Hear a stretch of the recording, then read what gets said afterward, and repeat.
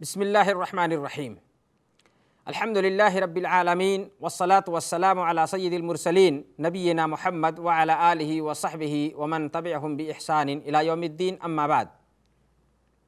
आदरणीय दर्शक मित्र, प्रिय भाइयों और बहनों, दोस्तों, धोखा, अज्ञानता तथा अस्पष्टता, अर्थ यह है कि हर वह आर्थिक समझौता जो अस्पष्टता तथा अज्ञानता पर आधारित होने के कारण भविष्य में दोनों पार्टियों, दोनों पक्षों के बीच झगड़े अथवा एक दूसरे के साथ अत्याचार तथा अन्याय का कारण बन जाए, अत्याचार और अन्याय का कारण बन जाए।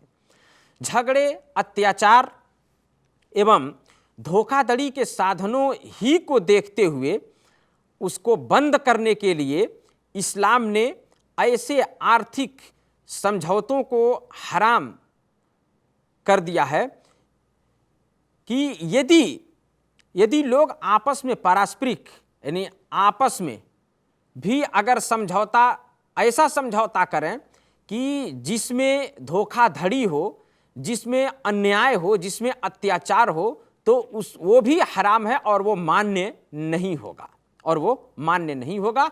अल्लाह के रसूल सल्लल्लाहु अलैहि वसल्लम ने फरमाया कि हदीस में आता है कि नहा रसूलुल्लाह सल्लल्लाहु अलैहि वसल्लम अन बैइल गरर, अल्लाह के रसूल सल्लल्लाहु अलैहि वसल्लम ने धोखे के व्यापार से मना किया है। धोखे के व्यापार से अल्लाह के नबी सल्लल्लाहु अलैहि वसल्लम ने रोका है।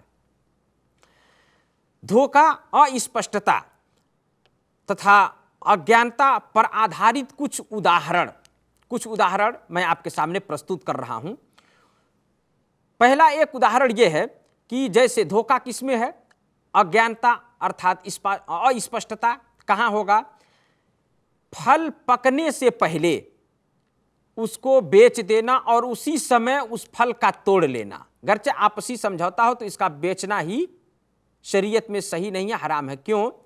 इसलिए कि ये अत्याचार तथा अन्याय पर आधारित है। फल पकने से पूर्व ही बेच देना और उसी समय उसको तोड़ लेना, इसलिए कि पकने के पूर्व ही अगर आप तोड़ लेते हैं उसको तो वो फल खराब हो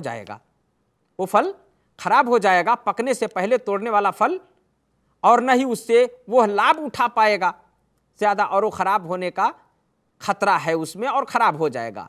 इसी कारण ये अन्याय है, इसके अंदर एक प्रकार का अत्याचार है।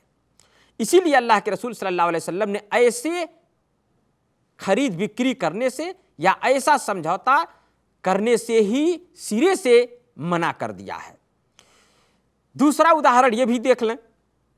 कोई ऐसा बक्स खरीदने के लिए, कोई एक व्यक्ति ऐसा बक्स खरीदने के लिए पैसा दे कि जिसके विषय में उसे पता ही नहीं कि इस बक्स में क्या है, जिस बक्स के विषय में उसे पता ही नहीं है कि इस बक्स में क्या है, उसको खरीदने के लिए वो पैसा दे, उसको खरीदे।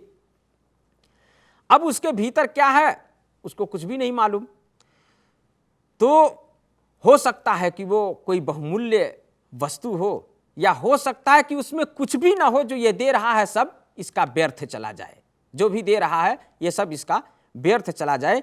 इसी प्रकार इस वस्तु की बिक्री से जो बेचने वाले को जो लाभ होगा उसको तो उसने तो पैसा ले लिया, लेकिन जो खरीदने वाला है उसके लिए उसमें बहुमूल्य भी हो सकता है, इसलिए कि अस्पष्ट है, उसमें क्या है मालूम ही नहीं है, तो वो बहुमूल्य भी हो सकता है और शून्य भी हो सकता है।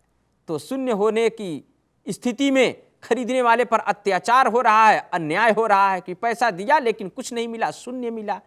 इसी प्रकार बेचने वाला भी अगर बेच रहा है और वो थोड़े मूल्य में बेचा, लेकिन उसमें कोई उससे अधिक मूल्य का वस्तु निकला उस बक्स में, क्योंकि ऐसा बक्स है कि जिसके बारे में दोनों अज्ञानता के शिकार हैं, दोनों नहीं जानते इसमें क्या है, तो ऐसा भी करने से इस्लाम में मना किया गया है, ऐसा भी करने से इस्लाम में रोका गया है। अज्ञानता कब प्रभावी होगी? एक चीज ये भी है, धोखा, अस्पष्टता एवं अज्ञानता समझौता की अवैधता के लिए उस समय प्रभावी होगी जब वो